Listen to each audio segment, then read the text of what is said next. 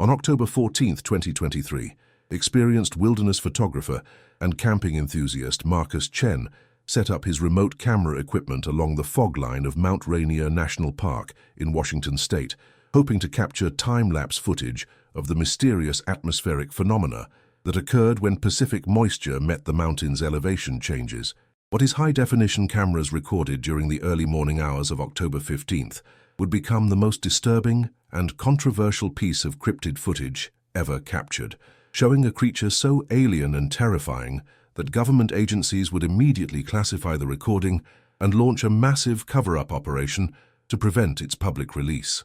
The footage, which was secretly leaked by a National Park Service employee before being confiscated by federal authorities, shows a humanoid entity covered in what appears to be living moss and vegetation, moving through the fog with intelligence and purpose that clearly indicates consciousness, while displaying physical characteristics and behaviors that challenge everything science thought it knew. Just about the boundaries between plant and animal life, the creature, which local indigenous tribes had warned about for centuries in stories dismissed as folklore, demonstrated abilities that suggested it was not just an unknown species, but something that represented an entirely different form of life that blurred the lines between organism and ecosystem in ways that terrified researchers and forced them to question fundamental assumptions about the nature of consciousness and biological classification. Before we continue, subscribe to the channel and comment down below where you're watching from. Marcus Chen had been documenting the wilderness areas of the Pacific Northwest for over 15 years, building a reputation as one of the most skilled and dedicated nature photographers in the region. His work had been featured in National Geographic, Outside Magazine, and numerous scientific publications, with his time-lapse photography of weather phenomena and wildlife behavior earning recognition from both artistic and scientific communities. At 38 years old, Marcus had developed techniques for capturing footage in remote wilderness areas that other photographers considered too dangerous or inaccessible. His specialty was documenting the intersection between weather systems and topography, particularly the fog formations that occurred when Pacific Ocean moisture encountered the elevation changes of the Cascade Mountains. "I was fascinated by the fog line phenomenon," Marcus would later explain in classified government interviews. "The way moisture behaves at specific elevations creates microclimates that support unique ecosystems. I wanted to document how these atmospheric conditions influenced plant and animal behavior in ways that hadn't been scientifically studied." Marcus had grown up in Seattle, developing his love for wilderness photography during family camping trips to the Olympic Peninsula and Mount Rainier National Park. His father, a meteorologist for the National Weather Service, had taught him to read weather patterns and understand the complex atmospheric dynamics that created the Pacific Northwest's unique climate conditions. "My father showed me how to see the forest as a living system," Marcus reflected. "He taught me that everything was connected: the weather, the plants, the animals, even the soil and rocks. He said that if you learned to read the signs, the forest would tell you stories that most people never heard." After completing a degree in environmental science at the University of Washington, Marcus had worked briefly for the Forest Service before deciding to pursue independent photography and documentation work. His scientific background gave him insights into ecological processes that enhanced his artistic vision and allowed him to capture natural phenomena that other photographers missed. Mount Rainier National Park had been one of Marcus's favorite locations for over a decade, offering dramatic elevation changes, diverse ecosystems, and weather patterns that created spectacular photographic opportunities. The park's 236,000 acres included everything from old-growth temperate rainforest to alpine meadows and glacial peaks, providing habitat for an incredible diversity of plant and animal species. The fog line that Marcus was documenting occurred at approximately 300 to 200 feet elevation on the western slopes of Mount Rainier, where Pacific moisture created persistent cloud cover that supported unique plant communities adapted to constant humidity and limited sunlight. These fog forests were characterized by extensive moss coverage, epiphytic plants, and vegetation that seemed to exist in a perpetual state of dampness and shadow. "The fog line ecosystem was unlike anything else I had encountered," Marcus documented in his field notes. "The vegetation was so dense and interconnected that it was difficult to distinguish individual plants. Everything seemed to grow together, in a continuous carpet of moss, ferns, and lichens that created an almost alien landscape. The fog line environment was home to species that existed nowhere else on Earth, including mosses that had evolved to capture moisture directly from the air, ferns that could photosynthesize in near darkness, and lichens that formed complex symbiotic relationships with multiple other organisms. The ecosystem represented millions of years of evolution in isolation, creating biological communities that were perfectly adapted to the unique conditions created by persistent fog and limited sunlight. It was like stepping into a different world, Marcus observed. The fog created an environment that was neither fully terrestrial nor aquatic, but something in between. The plants had evolved strategies for survival that I had never seen before, and the entire ecosystem seemed to operate according to rules that were different from normal forest environments. Marcus had obtained the necessary permits for his October 2023 expedition from the National Park Service, planning to spend 5 days documenting the fog line during the peak autumn weather patterns when Pacific storms created the most dramatic atmospheric effects. His equipment included multiple high-definition cameras, motion sensors, infrared recording capability, and time-lapse systems that could operate continuously for extended periods. The permit application process had been unusually complex, with park officials asking detailed questions about his intended activities and requiring him to provide extensive documentation of his previous work and safety protocols. Marcus had attributed the extra scrutiny to increased security measures following recent incidents involving unauthorized researchers and cryptid hunters in national parks. They seemed particularly concerned about my plans to document the fog line ecosystem, Marcus noted. The park officials asked specific questions about my camera placement and whether I planned to use motion-activated recording. At the time, I thought they were just being thorough about environmental protection. The camping location that Marcus selected was a small clearing approximately 200 yards from the fog line, positioned to provide optimal camera angles while maintaining safe distance from the steep terrain and unstable weather conditions. The site was accessible only by a difficult 3-mile hike from the nearest trail, ensuring complete isolation and minimal human interference with his documentation efforts. I wanted to capture the fog line ecosystem without any human presence, Marcus explained.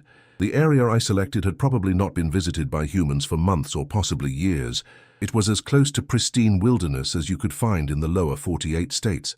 The hike to the campsite required technical climbing skills and specialized equipment, as the terrain included steep rock faces, unstable scree slopes, and dense vegetation that had never been cleared for human passage. Marcus carried over 80 pounds of camera equipment, camping gear, and supplies for a 5-day expedition in conditions that could change from mild autumn weather to winter storm conditions within hours. The isolation was complete, Marcus documented. No cell phone service, no radio contact, no possibility of rescue if something went wrong. I was completely on my own in an environment that could be deadly if I made any mistakes. Marcus arrived at his campsite on October 12th, spending 2 days setting up his equipment and testing camera angles before beginning his formal documentation on October 14th. The weather conditions were ideal, with Pacific storms approaching from the west and creating the atmospheric pressure changes that generated the most dramatic fog formations. The camera setup included 6 different recording positions, each equipped with motion activation, infrared capability, and high-definition video recording that could capture detail at distances up to 500 yards. The cameras were camouflaged and positioned to document the fog line from multiple angles while remaining invisible to any wildlife that might be present in the area. I had learned that the best wildlife footage came from completely passive observation, Marcus noted. Animals behave naturally when they don't know they're being watched.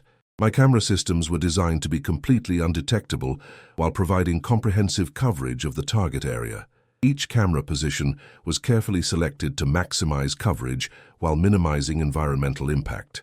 Marcus used existing rock formations and fallen logs as mounting points, ensuring that his equipment would not damage the delicate fog line ecosystem or create permanent changes to the environment.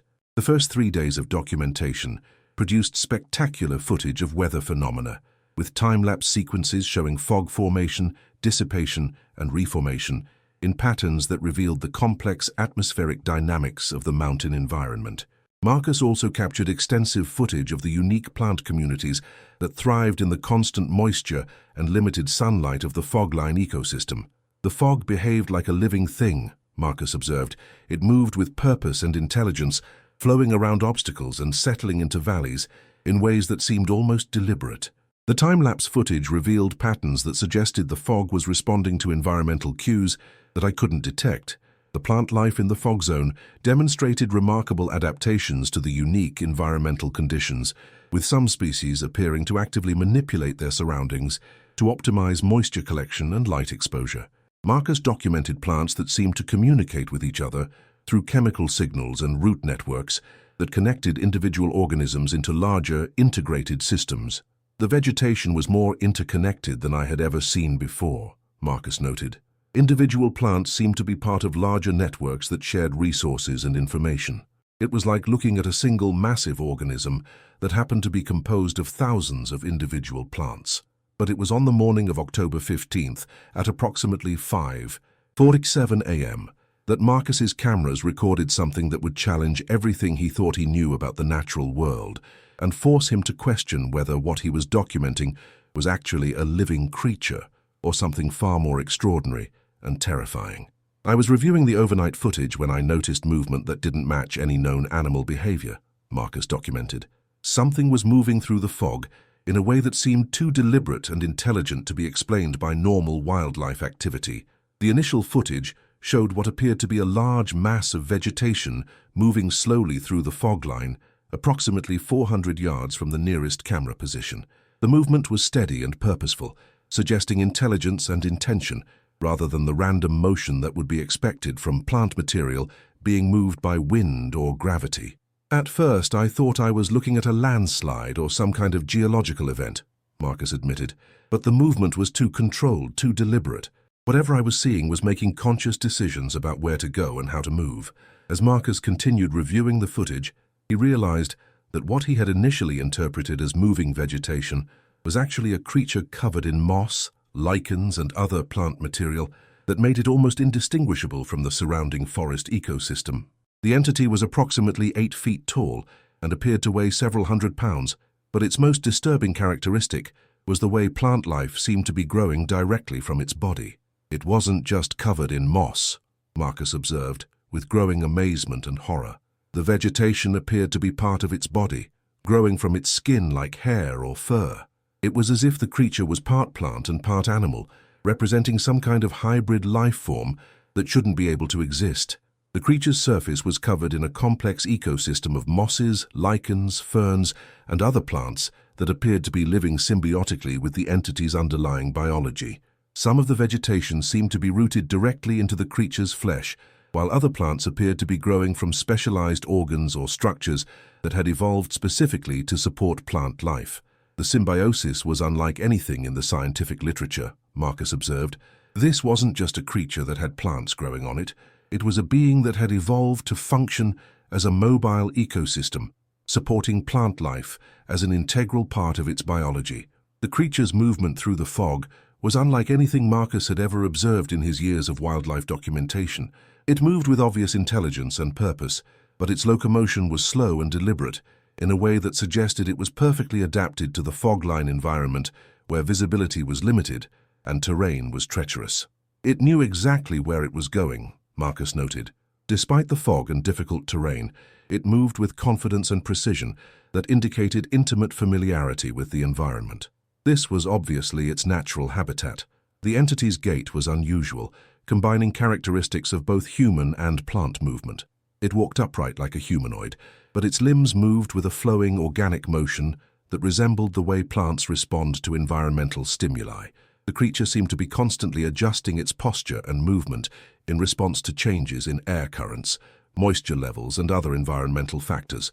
It moved like it was part of the forest, Marcus documented. Not just living in the ecosystem, but actually functioning as an integral component of it. Every step seemed calculated to minimize disturbance while maximizing its connection to the surrounding environment. But perhaps most disturbing was the creature's apparent awareness of Marcus's presence and camera equipment. Despite the careful camouflage and remote positioning of the recording devices, the entity seemed to know it was being observed, and occasionally turned toward the cameras with obvious intelligence and what appeared to be curiosity about the human technology. It was looking directly at my cameras, Marcus realized with growing unease. Not just random glances, but focused attention that suggested it understood what the equipment was and what it was being used for. The intelligence in its eyes was unmistakable and deeply unsettling. The creature's head was the most humanoid aspect of its anatomy, with facial features that clearly indicated consciousness and intelligence, while being covered in the same moss and plant growth that characterized the rest of its body. Its eyes were large and dark, with a depth of awareness that suggested cognitive abilities that exceeded those of any known animal species. The eyes were the most disturbing part, Marcus would later testify in classified hearings. They held intelligence that was obviously non-human, but unmistakably conscious and purposeful. When it looked at my cameras, I felt like it was studying me as much as I was studying it. The most detailed footage was captured by camera position 3, which had been positioned to document fog formation patterns, but happened to be perfectly positioned to record the creature's closest approach to Marcus's campsite. The high-definition recording revealed details that would haunt Marcus for months and would ultimately convince government authorities that the footage represented a threat to national security. The creature's face was clearly humanoid, with features that suggested intelligence and consciousness, but it was covered in moss and lichens that seemed to be growing directly from its skin, Marcus documented. Its mouth moved in ways that suggested it was vocalizing, but the sounds it made were unlike anything I had ever heard. The vocalizations captured on the audio track were complex and structured, suggesting language or communication rather than simple animal sounds. The creature seemed to be responding to environmental cues that Marcus couldn't detect, making sounds that caused changes in the behavior of the surrounding vegetation. It was talking to the forest, Marcus realized with growing amazement. The sounds it made caused visible responses in the plant life around it. Mosses would orient toward the creature, ferns would unfurl, and lichens would change color in response to its vocalizations. The vegetation covering the creature's body was not simply attached or adhered to its skin, it appeared to be an integral part of its biology, with root systems that penetrated into its flesh and vascular connections that suggested the plant and animal components of its body functioned as a single integrated organism. It was like looking at evolution that had taken a completely different path, Marcus observed. A life form that had somehow achieved symbiosis between plant and animal characteristics in ways that challenged everything I thought I knew about biology and taxonomy. The creature's hands were particularly disturbing, with fingers that appeared to be partially composed of woody plant material, but retained the dexterity and manipulative capability of human-like appendages. The footage showed the entity using its hands to examine vegetation, manipulate objects, and interact with its environment in ways that clearly demonstrated intelligence and tool use capability. Its hands moved with obvious intelligence and purpose, Marcus documented. It was examining plants, touching trees and manipulating objects in ways that suggested both scientific curiosity and practical knowledge about its environment. The creature's interaction with the surrounding vegetation was the most disturbing aspect of the footage, as it demonstrated abilities that challenged fundamental assumptions about the nature of consciousness and communication. Plants responded to the entity's presence in ways that exceeded normal botanical behavior, suggesting some form of direct communication or control. The plants were reacting to it, Marcus realized with growing horror, not just bending toward it like they would toward sunlight, but actually moving and responding, as if they were receiving and responding to some kind of signals or commands. Thus, when the creature touched a tree or plant, the vegetation would visibly respond with changes in color, orientation, and growth patterns that occurred far too rapidly to be explained by normal plant physiology. The entity seemed to be able to influence plant behavior through direct contact, chemical signals, or some form of electromagnetic communication. It could control the forest, Marcus documented with growing alarm.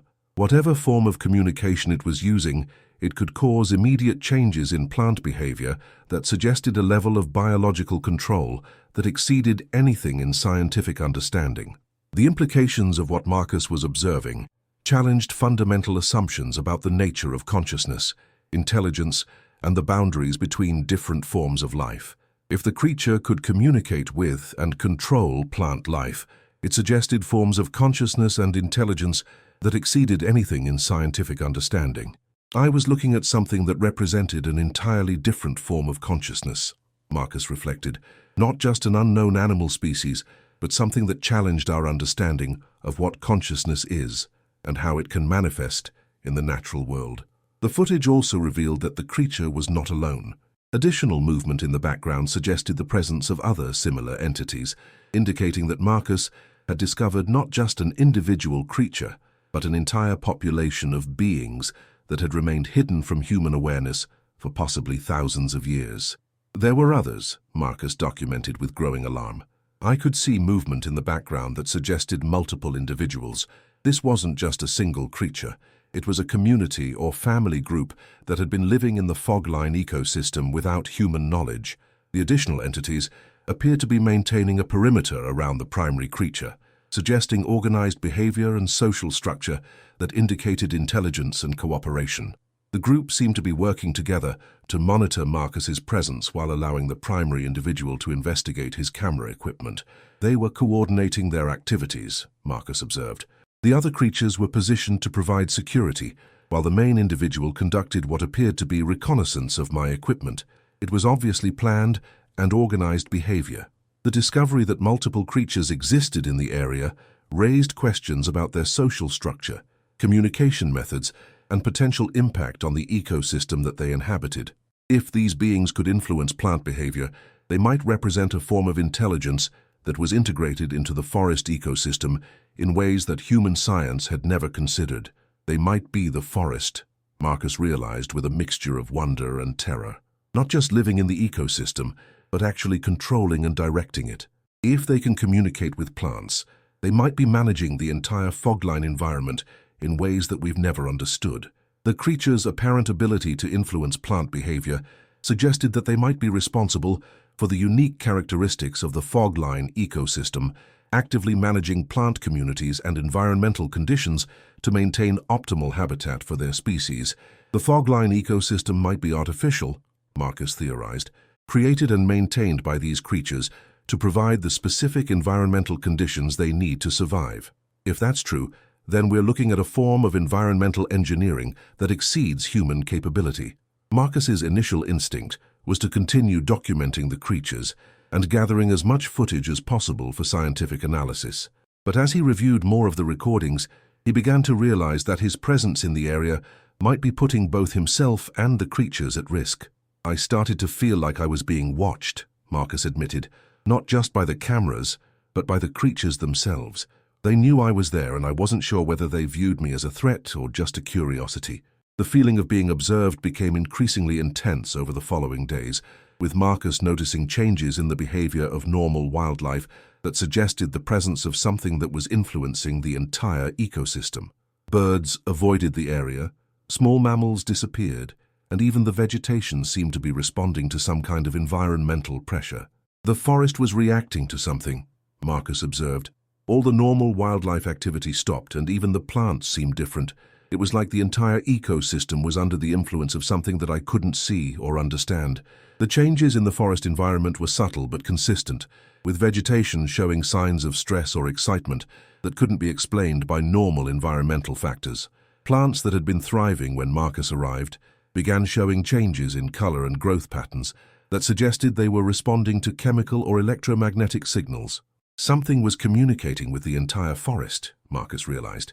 The creatures weren't just influencing individual plants, they were sending signals that affected the entire ecosystem. The forest was responding to their presence in ways that suggested a level of biological control that was beyond anything I had ever imagined. On the morning of October 16th, Marcus made the decision to pack up his equipment and leave the area, but not before copying all of his footage to multiple storage devices and creating backup files that he could use to document his discovery. I knew that what I had captured was too important to risk losing, Marcus explained, but I also knew that it was too dangerous to stay in the area any longer. I had the feeling that I was being tolerated rather than ignored, and I didn't want to test the limits of that tolerance. Marcus's departure from the fog line was complicated by equipment malfunctions that seemed too systematic to be coincidental. His GPS unit failed, his compass gave inconsistent readings, and his radio communication equipment experienced interference that prevented him from contacting the outside world. It was like the technology was being actively disrupted, Marcus noted with growing concern. Not just random malfunctions, but systematic interference that seemed designed to prevent me from leaving or communicating with anyone outside the area. The interference patterns were unlike anything Marcus had experienced in his years of wilderness work, affecting electronic equipment in ways that suggested directed electromagnetic activity rather than random environmental factors. His camera equipment continued to function normally, but navigation and communication devices were completely unreliable. They were controlling my equipment, Marcus realized, somehow preventing me from using technology that might threaten their security or expose their existence to the outside world. The interference continued until Marcus was several miles away from the fog line, at which point his equipment began functioning normally again. The experience convinced him that the creatures possessed abilities that extended beyond communication with plant life to include some form of electromagnetic or technological influence. The creatures had capabilities that exceeded biological explanation, Marcus documented. They could influence both organic and electronic systems in ways that suggested forms of consciousness and intelligence that were far more advanced than anything in human understanding. Marcus reached civilization on October 17th and immediately began the process of analyzing his footage and preparing documentation that could be submitted to scientific authorities. But his efforts to share his discovery would be complicated by government intervention that suggested his footage had implications that exceeded simple scientific interest. "I contacted the National Park Service first," Marcus explained. "I thought they would want to know about a new species discovery in one of their parks, but their response was immediate and alarming." Within hours of Marcus's initial contact with park authorities, his home was visited by federal agents who confiscated all of his equipment, footage, and documentation related to his Mount Rainier expedition. The agents identified themselves as representatives of a classified government program that dealt with unusual biological discoveries in national parks. "They told me that my footage was being classified for national security reasons," Marcus testified. "They said that public release of the material could cause panic and endanger both the creatures and the general public." The government's response to Marcus's footage suggested that his discovery was not entirely unexpected and that authorities had been aware of the possibility of unusual life forms in the fog line ecosystems of the Pacific Northwest. They knew what I had found, Marcus realized. The agents weren't surprised by my description of the creatures. They had protocols in place for dealing with exactly this kind of discovery. The federal agents who confiscated Marcus's equipment were part of a classified program known as the Biological Anomaly Research Division, a joint operation between the Department of Defense, the National Science Foundation, and the National Park Service that was responsible for investigating and containing discoveries of unusual life forms in protected wilderness areas. They had been monitoring the fog line ecosystems for years, Marcus learned through subsequent investigation. My discovery wasn't the first evidence of these creatures. It was just the first time someone had captured clear footage of them. Marcus was required to sign extensive non-disclosure agreements and was warned that any attempt to discuss his discovery or release copies of his footage would result in federal prosecution under national security laws. They made it clear that my life would be destroyed if I talked about what I had seen, Marcus admitted. But they also made it clear that the creatures I had discovered were too dangerous to be exposed to public knowledge. The government's classification of Marcus's footage was based on concerns that public awareness of the creatures could lead to panic, environmental destruction, and potential conflict between human society and beings whose capabilities exceeded human understanding. They were afraid of what would happen if people knew the truth, Marcus realized. These creatures represented a form of consciousness and intelligence that could challenge human dominance of natural ecosystems. The government saw them as a potential threat to social stability and human authority. But Marcus had anticipated the possibility of government interference and had created hidden backup copies of his footage before contacting authorities. These copies would eventually be leaked to independent researchers and would provide the evidence needed to expose the government cover-up of cryptid species in national parks. I knew that the truth was too important to be buried, Marcus reflected. These creatures represented a form of life that could revolutionize our understanding of consciousness and biology. The public had a right to know that such beings existed. The leaked footage was initially dismissed by mainstream scientists as an elaborate hoax, But independent analysis by cryptozoologists and biological researchers revealed details that were too sophisticated and consistent to be explained by digital manipulation or costume effects. The footage was authentic, confirmed Dr. Sarah Mitchell, a biologist who analyzed the leaked material. The creature's movement, the way light interacted with its surface, and the complex details of its plant-animal hybrid characteristics were beyond the capability of any known special effects technology. The biological implications of Marcus's discovery were staggering, suggesting that evolution had produced forms of consciousness and intelligence that exceeded anything in scientific understanding. The creatures represented a completely different approach to biological organization that challenged fundamental assumptions about the nature of life itself. We were looking at proof that consciousness could emerge from biological systems that we had never considered, Dr. Mitchell observed. These beings suggested that intelligence and awareness could develop in forms that were radically different from anything we had previously encountered. The government's continued efforts to suppress Marcus's footage and prevent scientific analysis suggested that the implications of the discovery extended beyond simple biological interest to include potential threats to existing power structures and belief systems. If these creatures could communicate with and control plant life, they represented a form of intelligence that could potentially challenge human dominance of natural ecosystems, noted cryptozoologist Dr. James Harrison. The government's response suggested they viewed the creatures as a potential threat rather than a scientific discovery. The ongoing cover-up of Marcus's footage has prevented comprehensive scientific study of the creatures and their abilities, but the leaked material continues to provide evidence that consciousness and intelligence exist in forms that humanity is only beginning to understand. Marcus's footage proves that we share our planet with forms of consciousness that we have never recognized or understood, Dr. Harrison concluded. The government's efforts to hide this truth suggest that they are more concerned with maintaining control than with advancing human knowledge and understanding. Marcus's experience in the fog line of Mount Rainier has fundamentally changed his understanding of the natural world and his place within it, forcing him to recognize that human intelligence represents only one form of consciousness among many that exist in the ecosystems around us. I went into the forest thinking I was documenting weather patterns, Marcus reflected. I came out knowing that I had encountered forms of consciousness and intelligence that challenge everything we think we know about the nature of life and awareness. The creatures that Marcus documented continue to inhabit the fog line ecosystems of the Pacific Northwest, protected by government secrecy and their own sophisticated understanding of how to remain hidden from human detection. They're still out there, Marcus noted, living in the fog, managing the forest ecosystems and maintaining forms of consciousness that we're not ready to understand or acknowledge. The implications of Marcus's discovery continue to influence research into consciousness, biology, and the nature of intelligence, even as government authorities work to prevent public awareness of the truth about what exists in the wilderness areas that surround human civilization.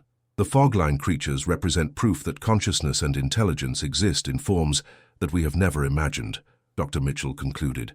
Marcus's footage shows us that we are not alone in our capacity for awareness and understanding, and that the natural world contains forms of consciousness that exceed our ability to comprehend or control.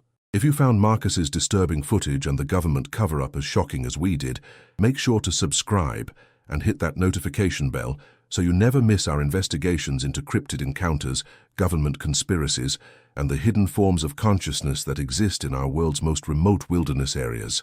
Share this video to help expose the truth about what's being hidden in our national parks, and let us know in the comments what you think about the Mossman and the implications of plant-animal hybrid consciousness.